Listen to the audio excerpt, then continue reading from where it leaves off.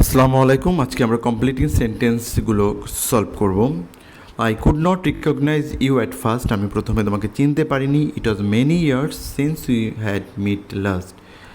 এটা অনেক বছর হয়ে গেছে যা আমরা দুজনে সাক্ষাৎ করেছি বা দেখা করেছি। সিন্সের আগে যদি পাস্ট ইনডিফিনিট টেন্স থাকে, সিন্সের পর পাস্ট পারফেক্ট টেন্স আমাদের হবে। এখানে আমরা হ্যাড ব্যবহার করেছি, হ্যাডের পর ভার্বের past participle form. Water is polluted in different ways. পানি বিভিন্নভাবে দূষিত হয়। It is high time we stopped air pollution. It is high টাইমের পর যদি সাবজেক্ট থাকে অবশ্যই ভার্বের পাস্ট পার্টিসিপল ফর্ম বসাতে হবে ইট ইজ হাই টাইমের পরে। I think you are not regular in studies. আমি মনে করি তুমি পড়াশোনায় খুব নিয়মিত নও। বি অ্যাটেন্টিভ, খুব মনোযোগী হও। Lest, you should fail in the examination.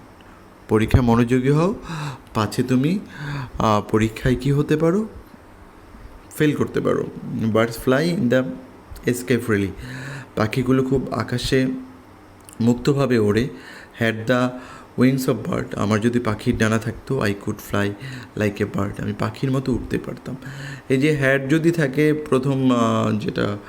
প্রথম যে ক্লজ, যেটাকে আমরা বলে প্রথম ক্লজে যদি হ্যাডটা থাকে, পরের ক্লজে আমরা সাবজেক্টের পর কুড অথবা উড বসবে।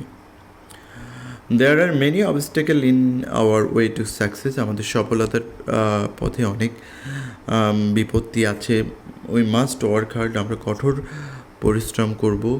সো দ্যাট, যাতে করে we can easily overcome the obstacle. এই যে সো দ্যাটের পরে সাবজেক্টের পর ক্যান বসবে, আর যদি পাস্ট টেন্সে থাকতো তাহলে কুড বসতো। Thank you so much for watching this video and you are invited to watch my next video. Till then, stay well. Allah Hafiz.